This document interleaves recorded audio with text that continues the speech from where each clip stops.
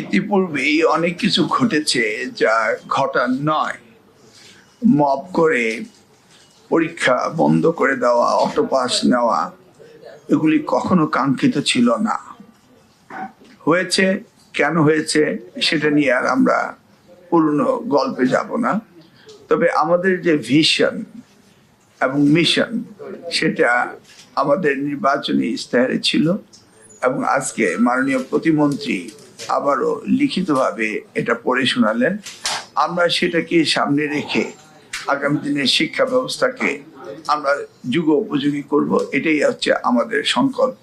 এই মাত্র আমাদের মিটিং শেষ হলো, সেখানে আমরা প্রায়োরিটি সেট করার জন্য প্রত্যেকটি ইন্ডিভিজুয়াল আমাদের যে ডিপার্টমেন্ট রয়েছে সেটাকে আমরা ইনস্ট্রাকশন দিয়েছি। এই মাত্র সেটা শেষ হলো। তবে সামনে আমাদের এসএসসি পরীক্ষা রয়েছে, সেটাকে নিয়ে আমি বলেছি যে প্রশ্নপত্র হয়ে গিয়েছে এবং সেটা ডিস্ট্রিবিউশনের জন্য কোনো ঝামেলা না হয় এবং এসএসসি পরীক্ষা নেওয়ার মধ্যে যেন কোনো প্রতিবন্ধকতা না আসে, এই বিষয়েও আমরা আলোচনা করেছি এবং পর্যায়ক্রমে আমরা ব্যাপক আলোচনায় যাব। আমি যখন দায়িত্ব পেয়েছিলাম 2001 সালে, তখন বরিশাল বোর্ড বানিয়েছিলাম, চেয়ারম্যান বানিয়েছিলাম একটি পাবলিক কলেজের প্রিন্সিপালকে।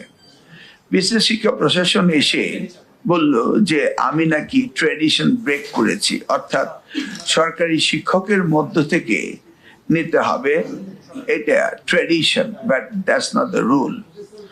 তো তখন দুপুর 12টা বিশেষ শিক্ষা সমিতি, যেটা আমাদের ছিল অ্যাসোসিয়েশন, সেটা তখন বিগত রাজনীতির কবলেই ছিল।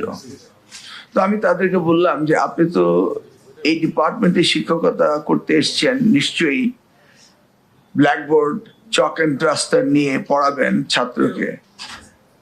বোর্ডগুলিতে কি কোনো ক্লাসরুম আছে, চক অ্যান্ড ডাস্টার, ব্ল্যাকবোর্ড আছে? বললেন না। তাহলে সেটা কি? সেটা অ্যাডমিনিস্ট্রেশন। তো আমার দায়িত্ব অ্যাডমিনিস্ট্রেশন চালানো, তো আমি অ্যাডমিনিস্ট্রেশন চালাবো। আপনি যান, শিক্ষকতা করবেন, কোথায় ব্ল্যাকবোর্ড, চক, ডাস্টার এবং আপনার ছাত্র শিক্ষার্থী রয়েছে সেখানে যান। তার সাথে সাথে ঘড়ির দিকে তাকিয়ে বললাম, এখন দুপুর 12টা বাজে। Who gave you the permission to come here in absence of your classroom? You are not authorized to come here this time. তো আমি এই কথাটা স্মৃতিচারণ এই কারণে করলাম যে আপনি শিক্ষকতা করবেন, ক্লাসরুম ছেড়ে আন্দোলন করবেন, এটা তো হতে পারে না। আপনাদের দাবি দেওয়া যেভাবে আসা সেভাবে আসবে, আমরা সেগুলিকে অ্যাড্রেস করব। এমন তো না আমরা অ্যাড্রেস করছি না, আমরা করব।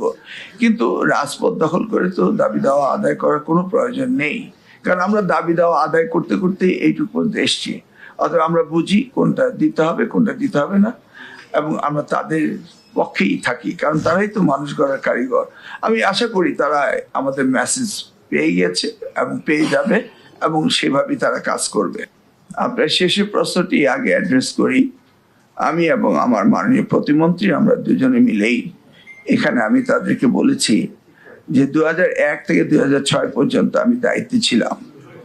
এ যাবৎ এখন পর্যন্ত আমার বিরুদ্ধে কোনো দুর্নীতির অভিযোগ আনতে পারেনি। সেই সময়ে প্রথম আলোর শামীম বিনতে রহমান আমার বিরুদ্ধে একটি অভিযোগ এনেছিল। আমি তাৎক্ষণিকভাবে সকালে পত্রিকা পড়ে প্রেস ক্লাবে প্রেস কনফারেন্স করে ওই শামীম বিনতে রহমানের সামনেই বলেছিলাম, আপনাকে প্রমাণ করতে হবে না, শুধু উত্থাপন করুন আমার সামনে, তাহলে আমি পদত্যাগ করে ফেলবো। সেই সাহসটি তার হয়নি। অতএব আজকে এই কথাটি স্মরণ করিয়ে দিয়েছি যে এই মন্ত্রণালয়টি হচ্ছে শিক্ষা মন্ত্রণালয়। এটা অন্য 10টি মন্ত্রণালয়ের মতো নয়, এটি বেসিক মন্ত্রণালয়। আমাকে একজন বিদেশি কংগ্রেসম্যান জিজ্ঞেস করেছিল ঠাট্টা করে, তোমার দেশে অনেক দুর্নীতি হয়, কিন্তু শুনেছি তোমার সময় তোমার মন্ত্রণালয় হয়নি।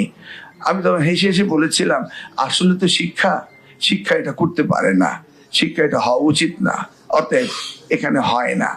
সেই কথাগুলো আজ স্মরণ করিয়ে দিয়েছি। আশা করছি আগামী দিনগুলো আমরা একই শপথে থাকবো।